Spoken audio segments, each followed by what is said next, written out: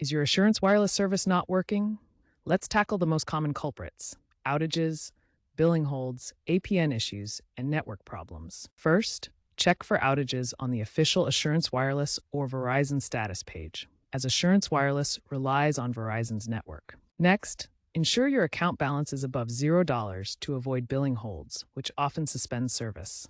Setting up auto recharge can prevent this. If it's a data issue, try an APN reset. Manually input the correct settings: APN VZ Winternet, mschmtext.com/servletsmms, or use the Assurance Wireless app to auto-configure. Finally, a network reset clears cached data and often resolves signal or speed problems.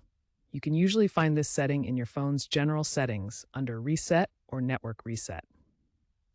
If basic fixes don't work, download the Assurance Wireless app for AI-driven diagnostics that can resolve many issues automatically. If you experienced an outage, especially during events like hurricanes, proactively reset your APN to restore data. To prevent future problems, keep your phone's software updated. Regular software updates prevent many of these issues. Activating autopay prevents billing issues. Be aware of potential cyber threats, especially with the 5G rollout.